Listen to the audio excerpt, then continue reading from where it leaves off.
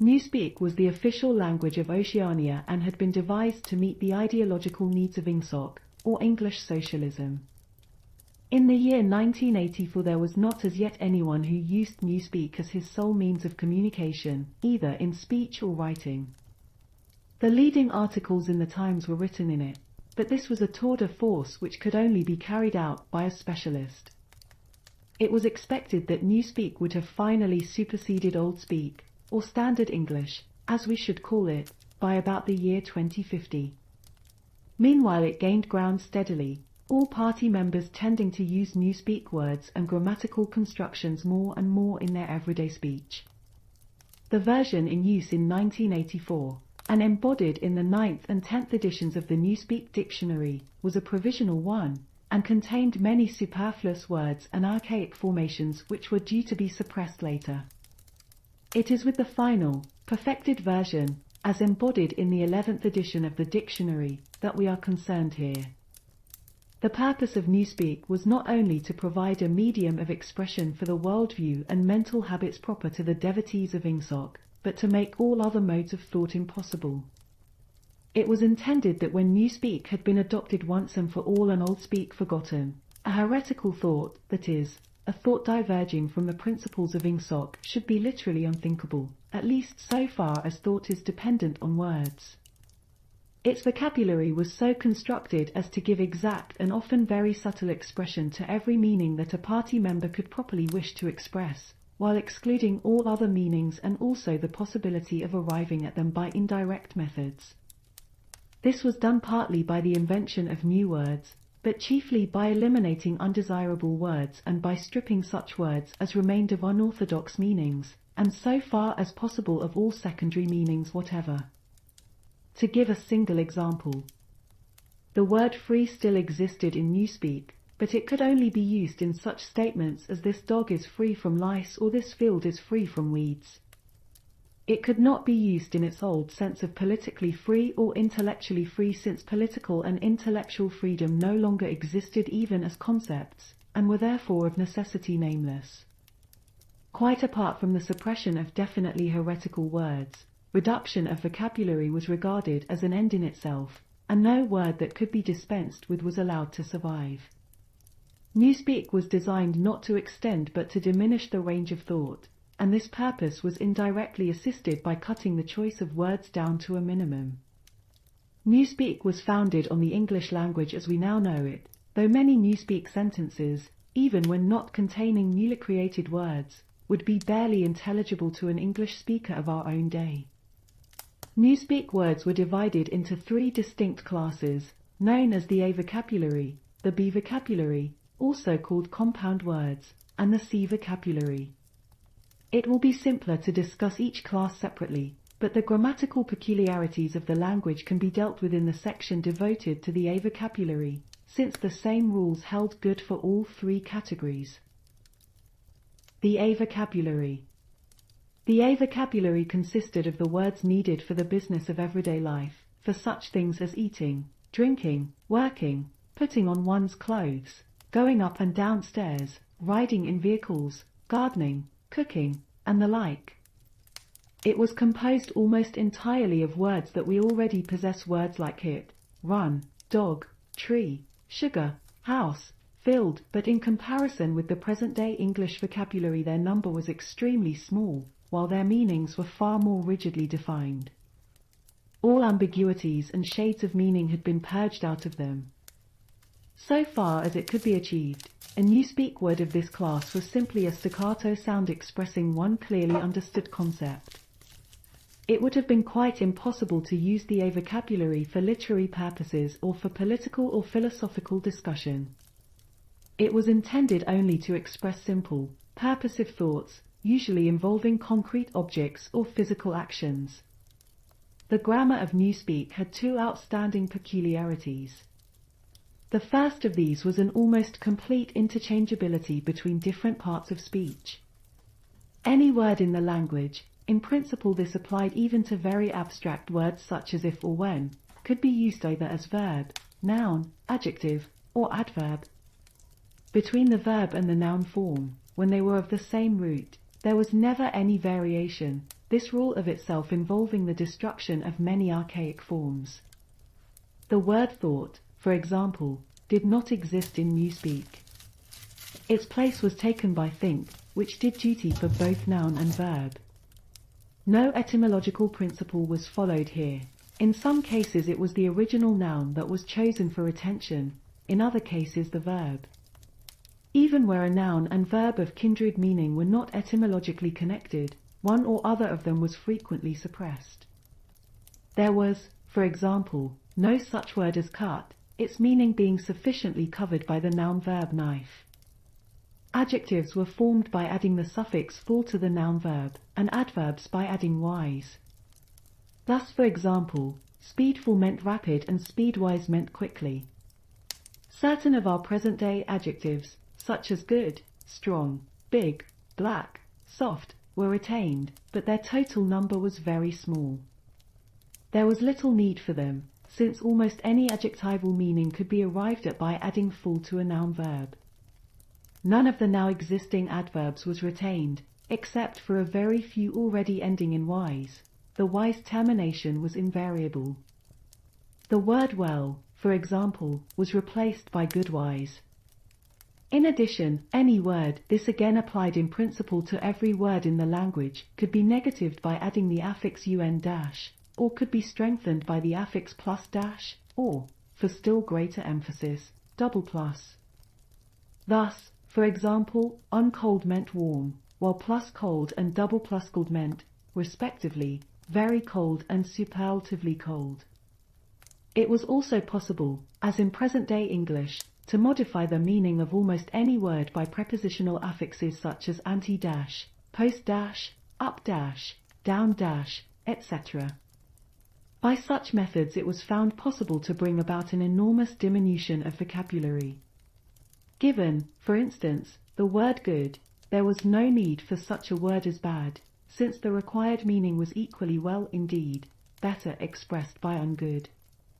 All that was necessary, in any case where two words formed a natural pair of opposites, was to decide which of them to suppress. Dark, for example, could be replaced by unlight, or light by undark, according to preference. The second distinguishing mark of Newspeak grammar was its regularity. Subject to a few exceptions which are mentioned below, all inflections followed the same rules. Thus, in all verbs the preterite and the past participle were the same and ended in ed. The preterite of still was stilled, the preterite of think was thinked, and so on throughout the language, all such forms as swam, gave, brought, spoke, taken, etc. being abolished. All plurals were made by adding s or s as the case might be. The plurals of man, ox, life, were mans, oxes, lifes. Comparison of adjectives was invariably made by adding ist, good, gooder, goodest, irregular forms, and the most formation being suppressed.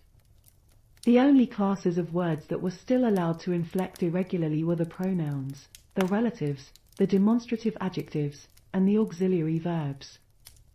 All of these followed their ancient usage, except that whom had been scrapped as unnecessary, and the shall, should tenses had been dropped, all their uses being covered by will and would. There were also certain irregularities in word formation arising out of the need for rapid and easy speech. A word which was difficult to utter, or was liable to be incorrectly heard, was held to be ipso facto a bad word. Occasionally, therefore, for the sake of euphony, extra letters were inserted into a word or an archaic formation was retained. But this need made itself felt chiefly in connection with the B vocabulary. Why so great an importance was attached to ease of pronunciation will be made clear later in this essay. The B vocabulary. The B vocabulary consisted of words which had been deliberately constructed for political purposes, words, that is to say, which not only had in every case a political implication, but were intended to impose a desirable mental attitude upon the person using them. Without a full understanding of the principles of Ingsoc, it was difficult to use these words correctly. In some cases they could be translated into Old Speak, or even into words taken from the A vocabulary, but this usually demanded a long paraphrase and always involved the loss of certain overtones. The B words were a sort of verbal shorthand, often packing whole ranges of ideas into a few syllables, and at the same time more accurate and forcible than ordinary language. The B words were in all cases compound words, too. They consisted of two or more words, or portions of words, welded together in an easily pronounceable form. The resulting amalgam was always a noun-verb, and inflected according to the ordinary rules. To take a single example, the word good think, meaning, very roughly, orthodoxy, or, if one chose to regard it as a verb, to think in an orthodox manner. This inflected as follows: noun-verb, good think, past tense and past participle, good thinked, present participle, good thinking, adjective, good thinkful, adverb, good thinkwise, verbal noun, good thinker. The B words were not constructed on any etymological plan. The words of which they were made up could be any parts of speech, and could be placed in any order and mutilated in any way which made them easy to pronounce while indicating their derivation. In the word crime think, thought crime, for instance, the think came second, whereas in think Paul, thought police, it came first, and in the latter word police had lost its second syllable. Because of the great difficulty in securing euphony, irregular formations were commoner in the B vocabulary than in the A vocabulary. For example, the adjective forms of minna true, minna pax, and minna love were, respectively, minna truthful, minna peaceful, and minna lovely, simply because truthful, paxful, and loveful were slightly awkward to pronounce. In principle, however, all B words could inflect, and all inflected in exactly the same way. Some of the B words had highly subtilized meanings, barely intelligible to anyone who had not mastered the language as a whole. Consider, for example, such a typical sentence from a Times leading article as Old Thinkers on Bellefield Ingsoc. The shortest rendering that one could make of this in old speak would be, those whose ideas were formed before the revolution cannot have a full emotional understanding of the principles of English socialism. But this is not an adequate translation. To begin with, in order to grasp the full meaning of the Newspeak sentence quoted above, one would have to have a clear idea of what is meant by Ingsoc. And in addition, only a person thoroughly grounded in Ingsoc could appreciate the full force of the word Bellefield, which implied a blind, enthusiastic acceptance difficult to imagine today, or of the word old think, which was inextricably mixed up with the idea of wickedness and decadence. But the special function of certain Newspeak words, of which old think was one, was not so much to express meanings as to destroy them. These words, necessarily few in number, had had their meanings extended until they contained within themselves whole batteries of words which, as they were sufficiently covered by a single comprehensive term, could now be scrapped and forgotten. The greatest difficulty facing the compilers of the Newspeak dictionary was not to invent new words, but, having invented them, to make sure what they meant, to make sure, that is to say, what ranges of words they cancelled by their existence. As we have already seen in the case of the word free, words which had once borne a heretical meaning were sometimes retained for the sake of convenience, but only with the undesirable meanings purged out of them. Countless other words such as honor, justice, morality, internationalism, democracy, science, and religion had simply ceased to exist. A few blanket words covered them, and, in covering them, abolished them. All words grouping themselves round the concepts of liberty and equality, for instance, were contained in the single word crime think, while all words grouping themselves round the concepts of objectivity and rationalism were contained in the single word old think. Greater precision would have been dangerous. What was required in a party member was an outlook similar to that of the ancient Hebrew who knew, without knowing much else, that all nations other than his own worshipped false gods. He did not need to know that these gods were called Baal, Osiris, Moloch, Ashtaroth, and the like. Probably the less he knew about them the better for his orthodoxy. He knew Jehovah and the commandments of Jehovah. He knew, therefore, that all gods with other names or other attributes were false gods. In somewhat the same way, the party member knew what constituted right conduct, and in exceedingly vague, generalized terms he knew what kinds of departure from it were possible. His sexual life, for example, was entirely regulated by the two Newspeak words sex crime, sexual immorality, and good sex, chastity. Sex crime covered all sexual misdeeds whatever. It covered fornication, adultery, homosexuality, and other perversions, and, in addition, normal intercourse practiced for its own sake. There was no need to enumerate them separately, since they were all equally culpable, and, in principle, all punishable by death. In the C vocabulary, which consisted of scientific and technical words, it might be necessary to give specialized names to certain sexual aberrations, but the ordinary citizen had no need of them. He knew what was meant by good sex, that is to say, normal intercourse between man and wife, for the sole purpose of begetting children, and without physical pleasure on the part of the woman. All else was sex crime. In Newspeak it was seldom possible to follow a heretical thought further than the perception that it was heretical. Beyond that point the necessary words were non-existent. No word in the B vocabulary was ideologically neutral. A great many were euphemisms. Such words, for instance, as joy camp, forced labor camp, or Minipax, Ministry of Peace, i.e. Ministry of War, meant almost the exact opposite of what they appeared to mean. Some words, on the other hand, displayed a frank and contemptuous understanding of the real nature of oceanic society. An example was prolfeed, meaning the rubbishy entertainment and spurious news which the party handed out to the masses. Other words, again, were ambivalent, having the connotation good when applied to the party and bad when applied to its enemies. But in addition there were great numbers of words which at first sight appeared to be mere abbreviations and which derived their ideological color not from their meaning, but from their structure. So far as it could be contrived, everything that had or might have political significance of any kind was fitted into the B vocabulary. The name of every organization, or body of people, or doctrine, or country, or institution, or public building, was invariably cut down into the familiar shape, that is, a single easily pronounced word with the smallest number of syllables that would preserve the original derivation. In the Ministry of Truth, for example, the Records Department, in which Winston Smith worked, was called RecDep, the Fiction Department was called FicDep, the Teleprograms Department was called TeleDep, and so on. This was not done solely with the object of saving time.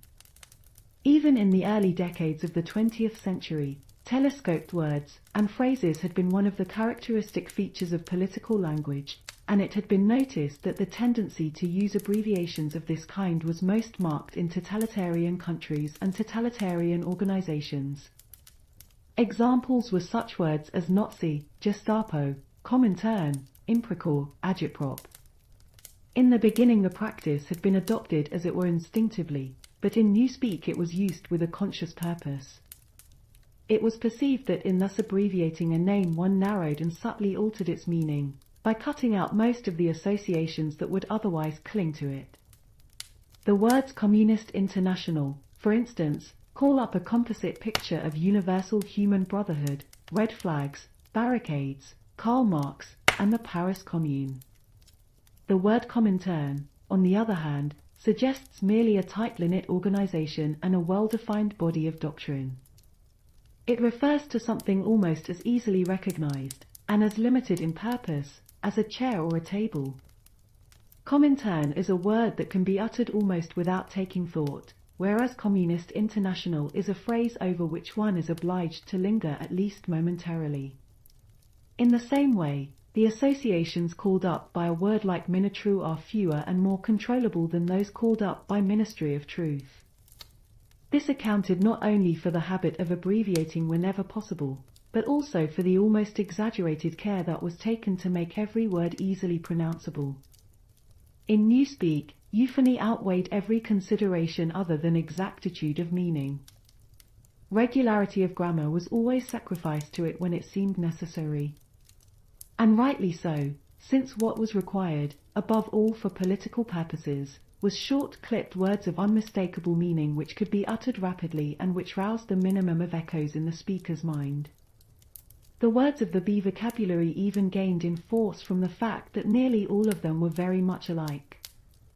Almost invariably these words, good think, minapax, prol feed, sex crime, joy camp, ingsoc, bella feel, think Paul, and countless others, were words of 2 or 3 syllables, with the stress distributed equally between the first syllable and the last.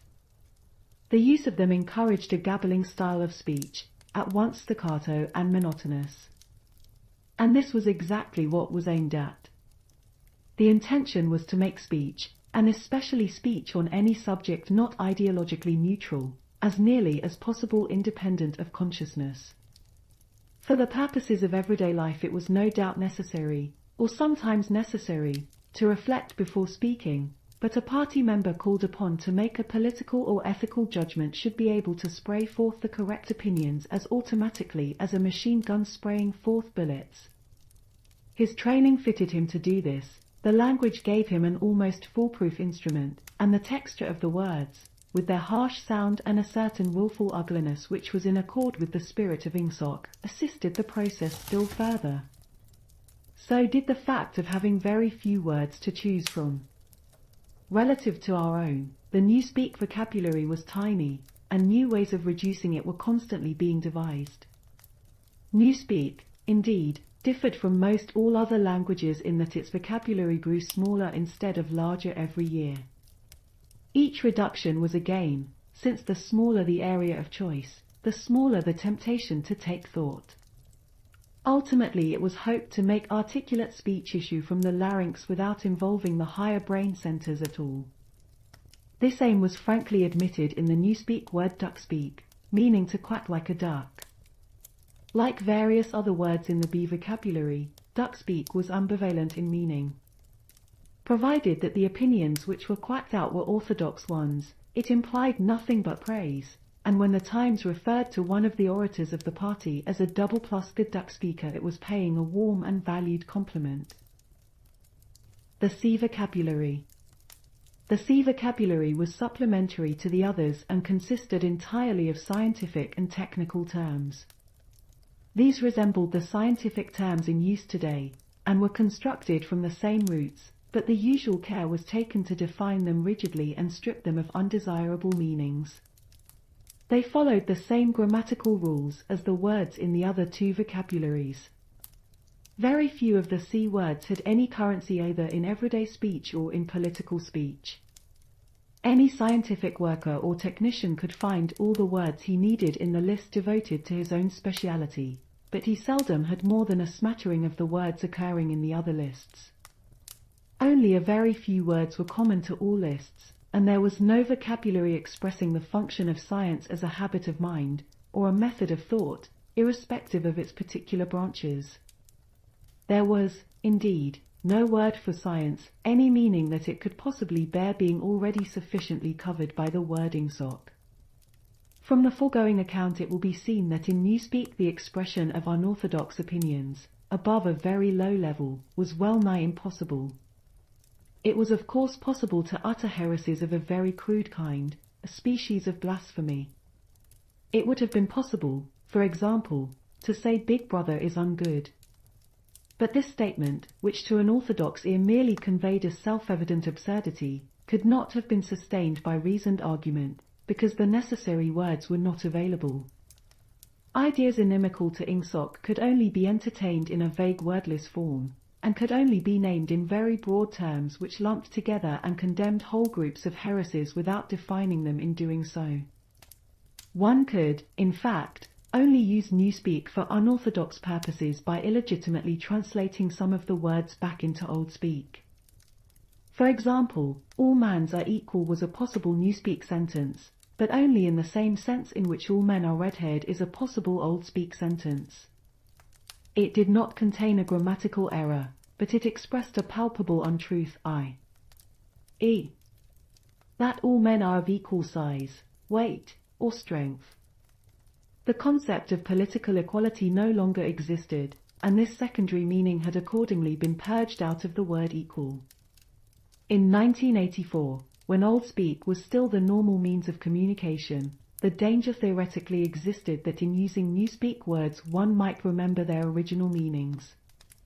In practice it was not difficult for any person well grounded in doublethink to avoid doing this, but within a couple of generations even the possibility of such a lapse would have vanished.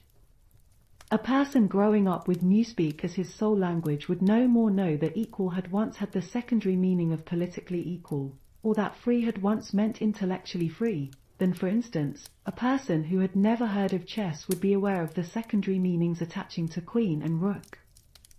There would be many crimes and errors which it would be beyond his power to commit, simply because they were nameless and therefore unimaginable. And it was to be foreseen that with the passage of time the distinguishing characteristics of Newspeak would become more and more pronounced, its words growing fewer and fewer, their meanings more and more rigid, and the chance of putting them to improper uses always diminishing. When Old Speak had been once and for all superseded, the last link with the past would have been severed. History had already been rewritten, but fragments of the literature of the past survived here and there, imperfectly censored, and so long as one retained one's knowledge of Old Speak it was possible to read them. In the future such fragments, even if they chanced to survive, would be unintelligible and untranslatable. It was impossible to translate any passage of Old Speak into Newspeak unless it either referred to some technical process or some very simple everyday action, or was already orthodox. Good thinkful would be the Newspeak expression, in tendency. In practice this meant that no book written before approximately 1960 could be translated as a whole. Pre-revolutionary literature could only be subjected to ideological translation, that is, alteration in sense as well as language. Take for example the well-known passage from the Declaration of Independence. We hold these truths to be self-evident, that all men are created equal, that they are endowed by their Creator with certain inalienable rights, that among these are life, liberty, and the pursuit of happiness. That to secure these rights, governments are instituted among men, deriving their powers from the consent of the governed. That whenever any form of government becomes destructive of those ends, it is the right of the people to alter or abolish it, and to institute new government. It would have been quite impossible to render this into Newspeak while keeping to the sense of the original. The nearest one could come to doing so would be to swallow the whole passage up in the single word crime think. A full translation could only be an ideological translation, whereby Jefferson's words would be changed into a panegyric on absolute government. A good deal of the literature of the past was, indeed, already being transformed in this way. Considerations of prestige made it desirable to preserve the memory of certain historical figures, while at the same time bringing their achievements into line with the philosophy of Ingsoc. Various writers, such as Shakespeare, Milton, Swift, Byron, Dickens, and some others were therefore in process of translation. When the task had been completed, their original writings, with all else that survived of the literature of the past, would be destroyed. These translations were a slow and difficult business, and it was not expected that they would be finished before the first or second decade of the 21st century. There were also large quantities of merely utilitarian literature, indispensable technical manuals, and the like that had to be treated in the same way. It was chiefly in order to allow time for the preliminary work of translation that the final adoption of Newspeak had been fixed for so late a date as 2050. 1949.